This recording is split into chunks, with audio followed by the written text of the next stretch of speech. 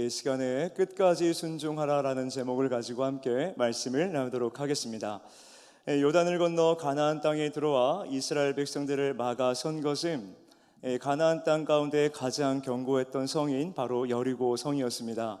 이스라엘 백성들은 40년의 광야 생활 속에 불순종과 불신앙으로 자기의 삶에 자신이 주인이 되어서 하나님을 그들의 주인으로 모시지 아니하고 하나님을 조력자 정도 취급하며 살아왔지요. 그런데 이 모습은 하나님 약속하신 땅 가나안에 들어온 이 시점에서도 여전히 그들의 마음속 깊은 곳 가운데에 자리 잡고 있었습니다. 그렇게 하나님 이제 전쟁을 치러야 되는 이스라엘 백성들로 하여금 할례를 받게 하십니다. 할례가 가지고 있는 의미는 생물학적으로 너는 죽은 존재이다. 이것이 영적인 의미로는 너는 생물학적으로 죽은 존재이니 이제 너는 너의 힘과 너의 능력을 의지하지 말고 하나님만 의지해라. 이것이 가나안 땅을 살아갈, 다시 말해 하나님 나라 백성들의 정체성이다. 이 삶의 원리를 할례를 통해 정립하게 하시는 것입니다. 그렇게 할례를 받고 난 후에 여호수아는 여리고성 앞에 가게 되지요. 그리고 여리고성을 바라보다가 칼을 빼든 한 사람을 만나게 됩니다. 그래서 여호수아가 그 사람에게 질문을 던집니다. 그리고 여호수아가 던진 이 질문은 광야 40년의 불순종을 대변하는 질문이었고 여호수아서 가운데에 너무나 중요한 질문이 되지요. 너는 우리를 위하느냐 우리의 적들을 위하느냐. 여호수아를 비롯한 이스라엘 백성들은 하나님의 약속하신 땅, 하나님의 주권과 통치가 임하는 가나안 땅에 들어왔음에도 불구하고 하나님이 이미 주신 땅이라 하나님 언약의 말씀을 통해 계속해서 확신을 주셨음에도 불구하고 이 가나안 땅은 우리가 정복하고 우리가 차지해야 될 땅이라는 이 책임과 권리를 여전히 자신들에게 두고 있었던 것입니다. 하나님이 이미 이스라엘 백성들에게 가나안 땅을 주셨다. 이 사실을 이스라엘 백성들이 진실로 믿고 있었더라면, 그리하여 하나님께 책임과 권리를 온전히 맡기고 있었더라면 여호수아의 질문은 너는 하나님을 위하느냐 하나님의 적들을 위하느냐, 주어가 하나님이었어야 됐다는 것입니다. 그러자 칼을 빼든 사람이 대답하기를 아니라 나는 여호와의 군대 대장으로 왔느니라 라고 대답을 합니다. 나는 너의 편도 아니고 너의 적들의 편도 아니다. 나는 여호와의 군대 대장으로 왔다라고 말을 하지요. 여기서 말하는 여호와의 군대는 이스라엘 백성들을 말하는 것이었고 하나님은 그들의 총책임자로서 대장으로서 주인으로서 오셨다라는 것을 말씀하고 있는 것입니다. 이 사실을 깨닫게 되자 여호수아가 대답을 합니다. 내 주여, 종에게 무슨 말씀을 하시렵니까? 하나님을 주인으로 모시고 자신을 그분의 종으로 칭하기 시작합니다. 그렇게 하나님과 자신들의 정체성에 대한 정립이 드디어 이루어지게 됩니다. 그리고 하나님은 명령을 주시지요. 내 발의 신을 벗으라. 다시 말해 네가 가지고 있었던 책임과 권리를 포기해라. 너의 삶에 네가 주인 되어 있던 그 주인 의식을 포기해라. 너의 삶의 주인은 너가 아니라 여호와 하나님 한 분뿐이시다 라는 사실을 가르쳐 주십니다. 자, 그렇게 하나님을 주인으로 모시고 드디어 전쟁이 시작됩니다. 여리고성 앞에 전쟁을 치르게 되지요. 그런데 성경은 아주 독특한 표현을 하고 있습니다. 아직 전쟁을 하지도 않았지만 하나님 여리고성 앞에서 말씀하시기를 내 손에 넘겨 주었으니 미래 완료형 시제로 말씀을 하고 계시다는 것입니다. 이 시제, 미래 완료형 시제는 하나님의 언약이 기반이 될 때 늘 이 시제가 사용되어지는데 특별히 성경 전체에서 미래 완료형 시제가 가장 많이 기록된 성경이 바로 여호수아서입니다.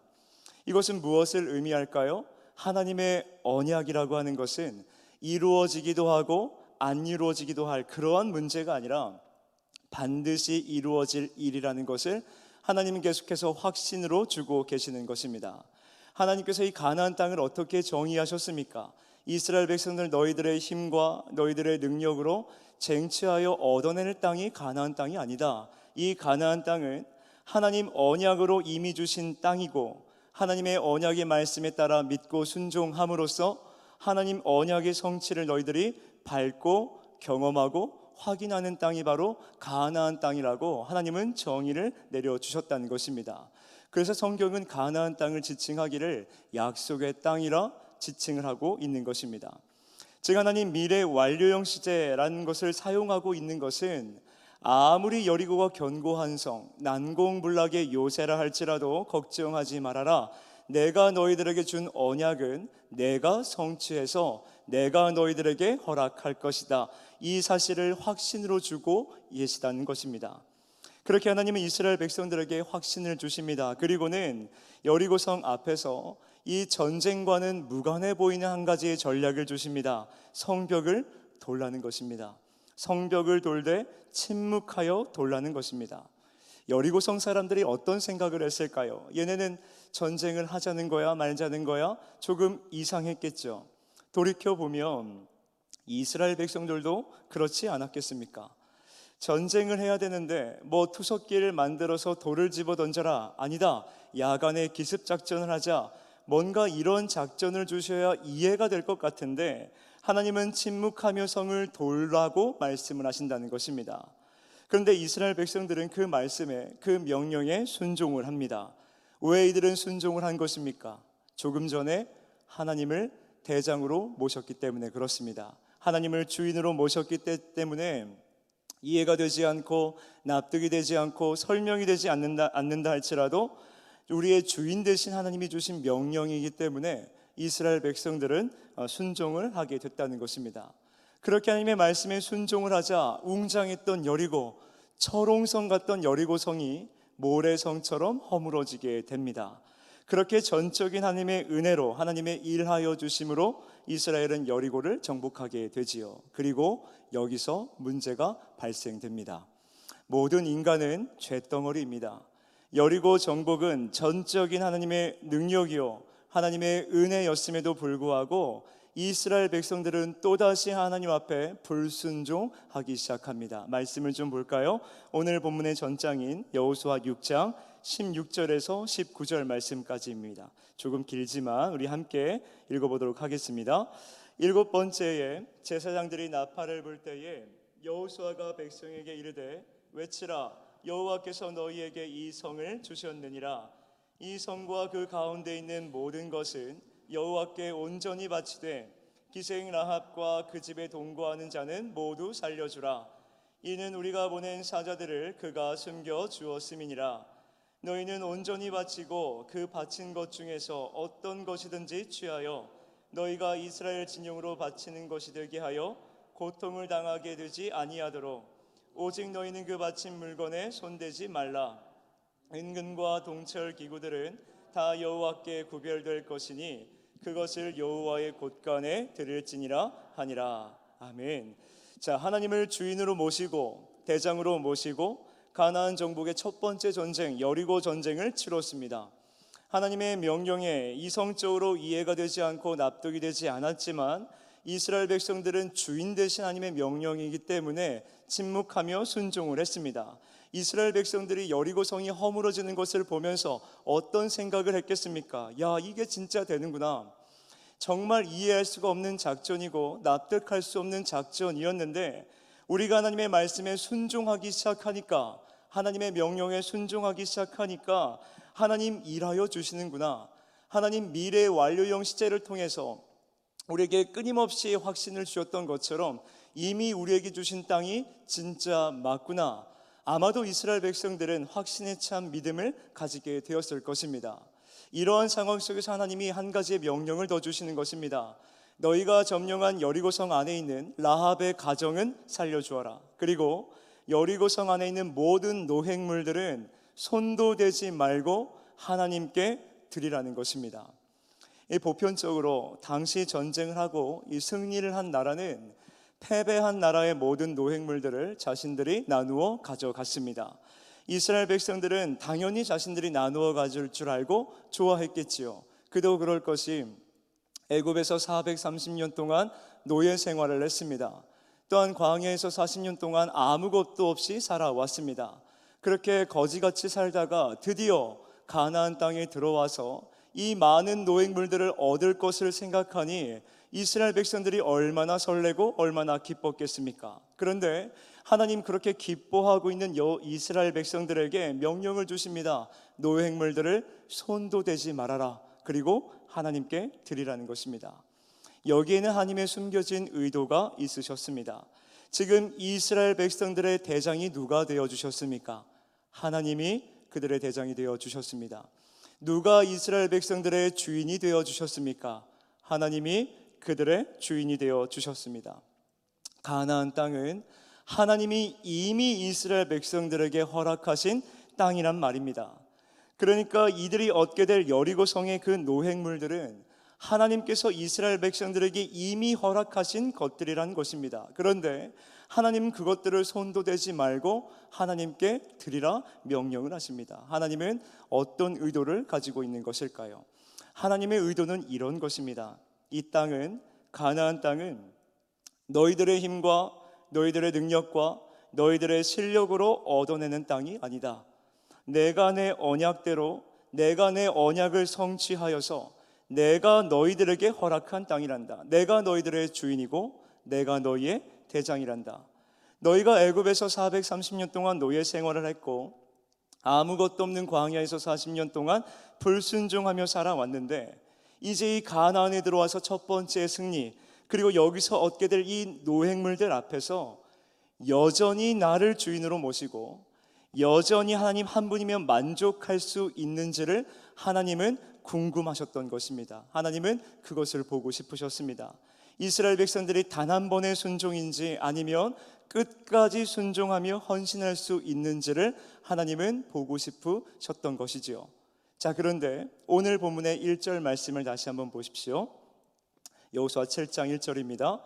이스라엘 자손들이 온전히 바친 물건으로 말미암아 범죄하였으니 이는 유다 지파 세라의 증손 삽디의 손자 갈미의 아들 아간이 온전히 바친 물건을 가졌음이라.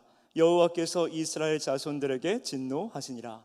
자, 아간이라는 사람이 손대지 말아야 될 그 노획물, 다시 말해 하나님께 드리라고 명령받았던 그 하나님의 것을 어떻게 했습니까? 도둑질했습니다. 자, 그런데 1절 말씀을 가만히 한번 더 보십시오. 1절 말씀이 굉장히 독특한 점이 있습니다. 아간의 범죄만 기록해도 앞뒤 상황상, 문맥상 전혀 어색하지 않습니다. 그런데 1절 말씀을 보면 어떻습니까? 아간이라고 하는 사람의 프로필을 아주 상세히 설명하고 있습니다. 그의 족보까지도 이야기를 하고 있다는 것입니다.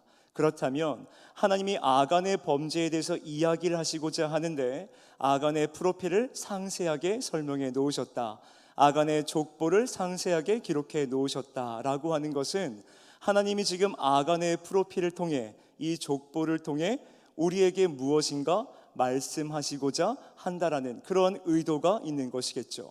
그럼 아간의 프로필을 보면 이렇습니다. 일단 아간은 어떤 지파 사람입니까? 유다 지파입니다.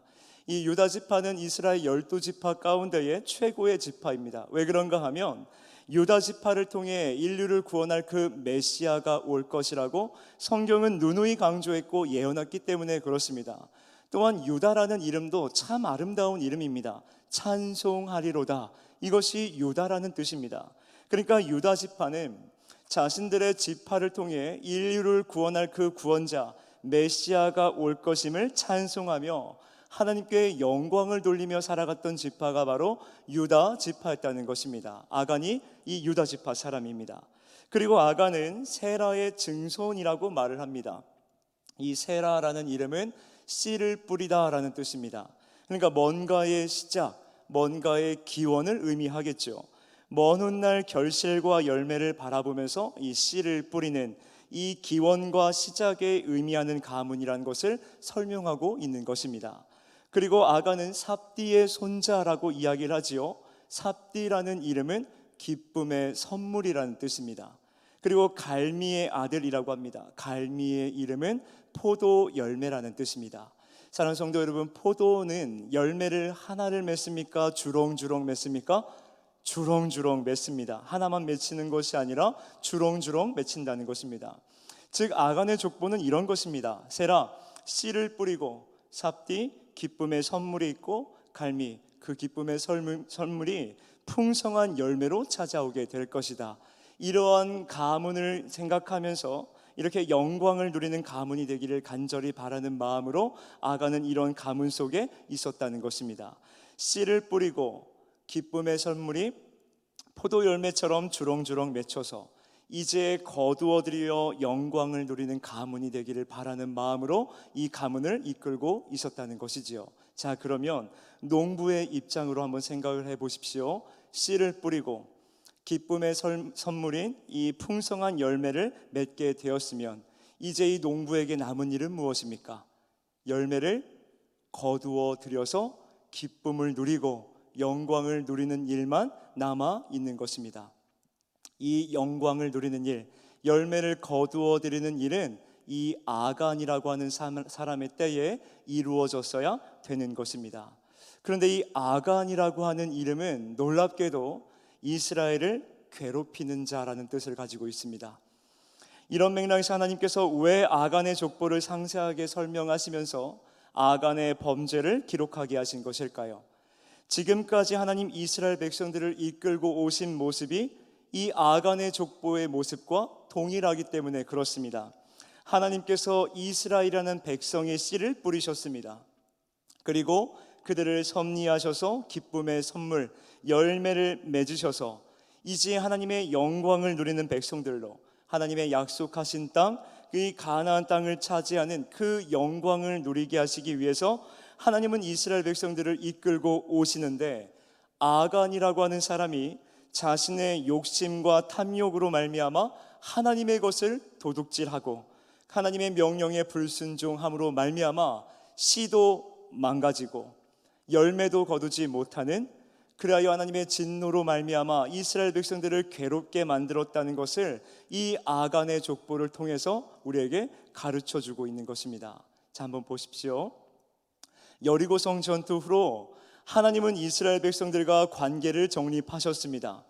하나님은 우리의 대장이요 하나님은 우리의 주인이시며 우리는 하나님의 종입니다라는 이 관계가 정립되었다는 것입니다. 그리고 하나님 이스라엘 백성들에게 이미 500년 전에 약속하셨던 땅 가나안을 그들에게 허락하시기 위해서 한 걸음 한 걸음 그들을 인도해 오고 계십니다. 씨를 뿌리고 정성을 들여 경작해 오셨다는 것입니다. 끊임없이 미래의 완료형 시제를 선포하시면서 반드시 이루어질 일이라는 것을 하나님은 계속해서 강조하시며 확신을 주셨다는 것입니다. 내가 이 가나안 땅을 너희들에게 이미 주었다. 내가 너희들에게 이미 준 이 가나안 땅을 너희가 얻기를 원한다면, 너희들에게 허락된 영광을 너희가 누리기를 원한다면 하나님의 말씀에, 그 언약의 말씀에 믿음으로 순종하기만 하면 된다. 하나님은 이 사실을 가르쳐 오셨다는 것입니다. 그리고 이 하나님의 완전하신 뜻을 눈앞에서 온몸으로 경험한 사건이 바로 조금 전에 있었던 여리고성이 허물어지는 사건이었다는 것입니다. 그럼 이제 이스라엘 백성들은 하나님의 이런 놀라운 역사하심을 경험을 했더라면 이들은 어떤 모습으로 하나님 앞에 살아갔어야 되는 것입니까? 언약을 신실하게 성취하신 그 하나님을 바라보면서 대장 되신 하나님만 의지하고 주인 되신 하나님의 그 명령에, 주님의 그 말씀에 순종했어야 된다는 것입니다. 그렇게 구별되어서 하나님께 온전히 자신들을 드리기만 하면 이들은 가나안을 얻게 되는 그 영광만 누리는 존재로서 살아갈 수 있었다라는 것이지요.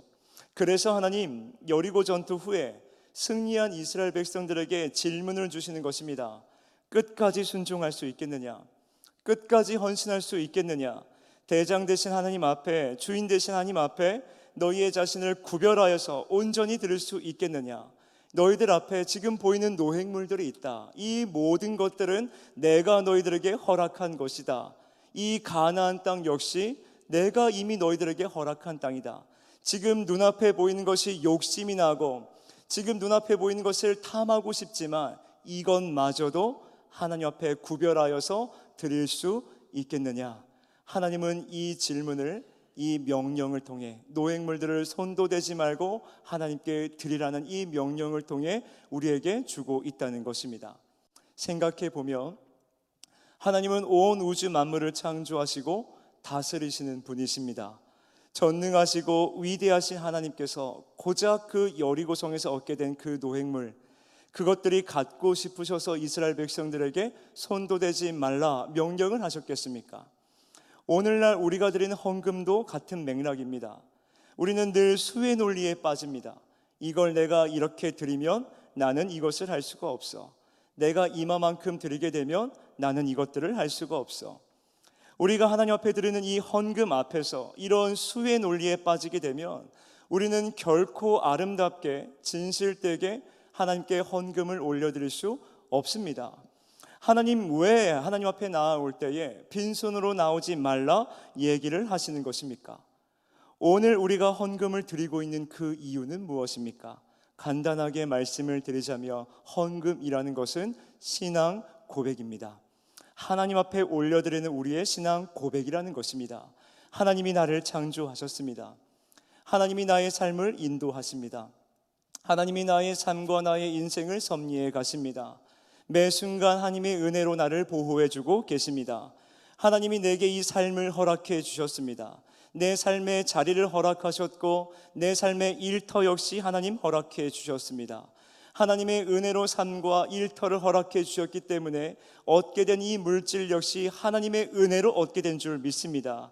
하나님의 은혜로 내 삶을 허락하셨기 때문에 하나님의 은혜로 내게 일을 할 수 있도록 인도해 주셨기 때문에 그리하여 물질을 얻을 수 있었기 때문에 내가 얻은 이 물질은 내 것이 아니라 하나님의 것입니다. 이 신앙 고백이 헌금으로 나타난다는 것입니다. 이러한 신앙을 담아서 우리는 매주일 주정 헌금으로 신앙을 고백하는 것이고 때로는 베풀어 주신 은혜가 감사해서 감사의 제목으로 감사 헌금을 드리는 것이고 때로는 베풀어 주신 그 십자가의 사랑이 이제는 이웃들에게 저 먼 타국 땅 가운데 흘러가기를 간절히 바라는 믿음으로 이제는 구제 헌금과 선교 예물을 드리는 것이고 때로는 은혜를 간절히 사모하는 마음으로 목적 예물 역시 우리가 드리는 것 아니겠습니까?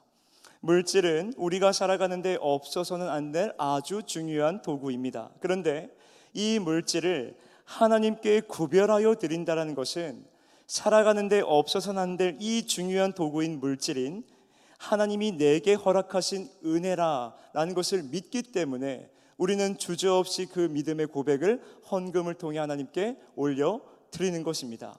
그런데 우리가 수의 논리에 빠지게 되고 이 물질은 내가 얻어서 마땅한 것이야, 이 수의 논리와 물질의 근거를 하나님께 두지 아니하고 자기 자신에게 두기 시작하면 이 헌금에 대한 이 신앙 고백에 대한 변질이 생길 수밖에 없습니다. 그런데 사실 이 헌금에 대한 변질은 내면 깊은 곳 가운데에 하나님께 드리기 싫은 그 욕심에서 비롯되는 것이지요. 재물에 있는 곳에 내 마음이 있기 때문에 그렇습니다. 하나님께 드리기 싫은 욕심을 합리화하려고 들고 이 헌금이라는 신앙 고백을 자꾸만 왜곡하고 그렇게 헌금하지 못하는 내 자신을 포장하기 위해서 갖가지의 논리를 들먹이게 됩니다. 결국 욕심의 결과가 일만 악의 뿌리가 되어서 하나님의 명령에 그 말씀에 순종하지 못하게 되고 결국 구별되지 못한 채 우리는 믿음으로부터 멀어지게 되는 것이지요. 사랑하는 성도 여러분, 우리가 하나님 앞에 올려드린 이 헌금이라고 하는 것은 신앙 고백인 줄 믿습니다.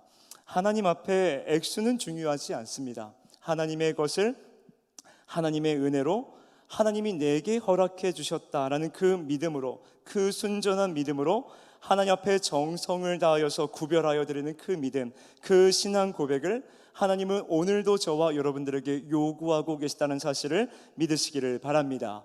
오늘 아간이 왜 하나님의 것을 도둑질하는 것입니까? 드리기 싫은 것입니다.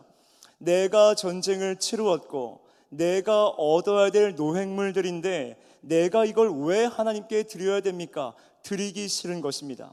욕심이 잉태한 즉 죄를 낳게 됩니다. 결국 아간은 하나님의 명령 가운데 그 말씀 가운데에 불순종하고 불신앙함으로 결국 범죄하게 됩니다.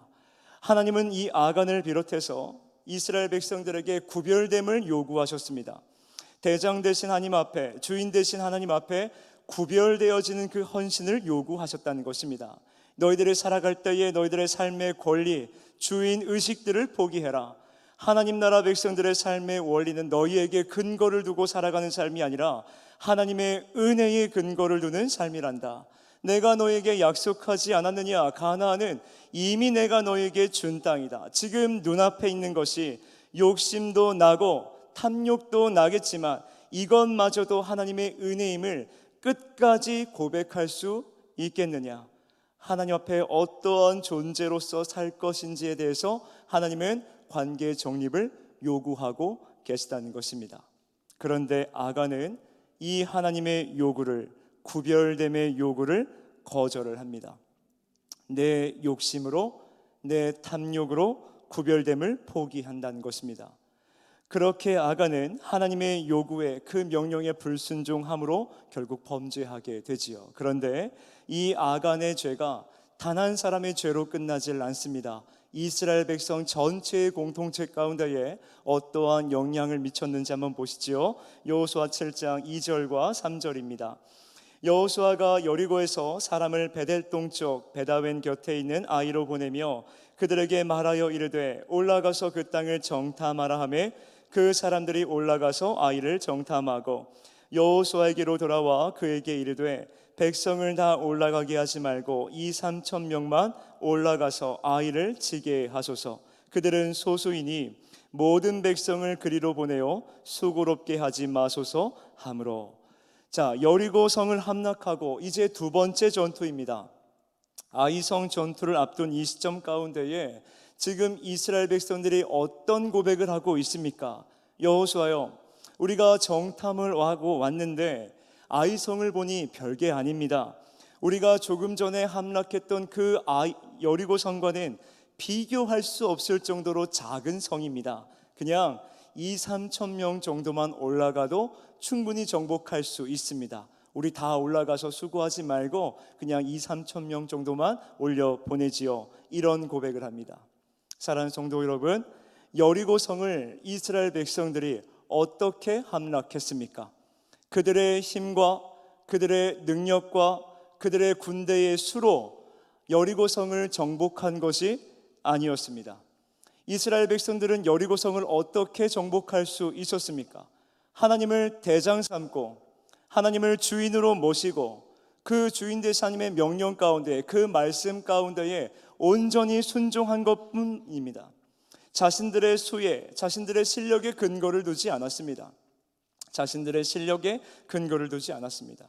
대장 되신 하나님께 순종을 했고 주인 되신 하나님의 그 명령 가운데 순종을 했더니 하나님이 그 구별됨 가운데에 능력으로 역사하셨던 것입니다. 그렇기에 이스라엘 백성들은 여리고를 정복할 수 있었던 것이지요. 그런데 아간의 범죄, 자신의 탐욕과 욕심으로 이 모든 것들은 내가 얻어야 될 노획물이다, 마땅히 내가 얻어낼 수 있다, 나의 권리를 주장하고 그래야 하나님의 명령 가운데 불순종하고 하나님의 것을 도둑질한 결과가 이스라엘 전 지역 가운데 어떤 영향을 미치기 시작합니까? 또다시 자기 자신들이 주인이 되기 시작합니다. 이 가나안의 삶의 원리를, 그 근거를 다시 한번 자기들에게 두기 시작합니다. 우리들의 숫자와 우리들의 힘과 우리들의 능력에 이 가나안 정복의 근거를 두기 시작했다는 것입니다. 대장 되신 하나님의 놀라운 역사하심으로, 전적인 하나님의 은혜로 영광스러운 승리를 조금 전에 경험했음에도 불구하고 또다시 이스라엘 백성들은 이 욕심 때문에 자기 자신들이 삶의 주인이 되고 자기 자신들의 삶의 대장이 되어서 다시 하나님을 조력자 정도로 취급하기 시작했다는 것입니다. 결국 이스라엘 백성들은 원점으로 돌아왔습니다. 그 결과가 무엇입니까? 여리고 성과는 비교할 수 없이 작은 성이었던 이 아이성 전투에서 이스라엘 백성들은 처참하게 패배하게 된다는 것입니다. 사랑하는 성도 여러분, 어쩌면 이 모습이 오늘 우리의 모습 아니겠습니까? 오늘 우리도 하나님 앞에 얼마나 간교하고 얼마나 교만합니까? 하나님의 은혜로 응답을 받으면 그 성과에, 그 응답의 도취가 되어서 하나님의 은혜는 금방 잊어버리고 또다시 삶의 주인이 내가 되어 살아갑니다. 오늘 깨닫고 오늘 결단했음에도 내일 다시 언제 그랬냐는 듯이 하나님과는 상관없는 삶을 살아가는 것이 죄악된 인간은 우리들의 본연의 모습 아니겠습니까? 여호수아서의 핵심은 무엇입니까? 주인 대신 하나님이 다 하신다입니다. 다시 말해서 내 삶의 근거는 나에게 있는 것이 아니라 내 삶의 근거는 오직 하나님의 은혜에 있다는 것입니다. 그래서 삶의 자리에서 우리가 싸워야 될 싸움은 단 한 가지입니다. 하나님, 내가 내 힘이 아니라 하나님의 은혜로 싸우기를 원합니다. 내 삶의 근거는 오직 하나님의 은혜에 있습니다. 대장 대신 하나님 앞에 끝까지 순종하는 자가 되기를 원합니다. 주인 대신 하나님의 앞에 끝까지 구별된 자로서 내 자신을 하나님께 아낌없이 드릴 수 있는 그 헌신하는 자가 되어지기를 원합니다. 그런데 오늘 아이성 전투에서 이스라엘 백성들은 기초를 어디에 두고 있습니까? 저들은 작다, 소수이다, 우리가 조금만 가도 된다. 구별된 성도, 하나님의 백성들의 삶의 기초, 내 힘이 아니라 하나님의 은혜로 싸워가고, 내 힘의 근거를 두는 것이 아니라 하나님의 전능하심의 근거를 두고, 내가 주인 되어 살아가는 것이 아니라 하나님을 주인으로 모시고 살아가는 삶, 이 삶의 기초, 하나님 나라 백성들의 삶의 원리를 이스라엘 백성들은 잃어버렸습니다. 그러므로 우리는 오직 하나님께 내 삶의 근거와 내 삶의 이유를 두고 살아가기 위해서 매일 매순간 내 마음속 깊은 곳 가운데서 올라오는 이 나의 주인 의식들을 끊어내야 될 줄로 믿습니다. 내 안에서 끊임없이 피어오르는 이 탐욕과 욕심과 이 죄성과 우리는 날마다 싸워야 된다는 것입니다. 이 싸움은 일회성의 싸움이 되어서는 안 됩니다. 주님이 본향 부르시는 그날까지 우리는 매일 매순간 이 신앙의 싸움을 하며 나아가야 된다는 것입니다. 그렇게 우리는 살아가면 살아갈수록 더욱 예수 그리스도를 의지할 수밖에 없는 것입니다. 살아가면 살아갈수록 더욱 예수 그리스도의 십자가의 공로를 붙잡을 수밖에 없는 것입니다. 내 힘으로 싸워낼 수 없기 때문에, 내 능력대로 살아낼 수가 없기 때문에, 하나님의 은혜가 없이는 단 한순간도 하나님 앞에 온전하게 설 수 없는 자가 바로 나이기 때문에 우리는 매일 매순간 날마다 그 십자가 앞에 더욱 가까이 나아갈 수밖에 없는 것입니다. 그러므로 사랑하는 성도 여러분, 우리는 기억해야 됩니다. 내 삶의 근거와 내 삶의 기초는 지금 어디로 향해 있는가? 하나님께 근거를 두고 하나님의 은혜의 기초를 두고 살아가고 있는가? 아니면 나에게 근거를 두고 내 욕심대로 내 탐욕대로 살아가고 있지는 않는가? 하나님의 은혜의 기초를 두기 시작할 때, 하나님에게서만 내 삶과 내 인생의 근거를 찾기 시작할 때, 그때 우리는 분별되이 하나님 앞에 살아갈 수가 있고, 분별된 자들 가운데에 하나님은 하나님의 일을 역사해 주실 줄 믿습니다. 그러므로 이 사실을 믿으시고 날마다 이 싸움, 나에게 근거를 둔 삶에서 하나님에게로도 근거를 두는 삶을 살아내기 위해서 위한 이 믿음의 싸움 가운데에 우리가 하나님을 더욱 의지하고 날마다 십자가를 더욱더 단단히 붙잡음으로 말미암아 이 승리 가운데, 이 싸움 가운데 승리하며 나아가시는 저와 여러분 모두가 되시기를 진정으로 소망합니다. 모든 것은 하나님의 은혜인 줄로 믿습니다. 우리 시간에 이러한 믿음을 가지고 함께 찬양하도록 하겠습니다.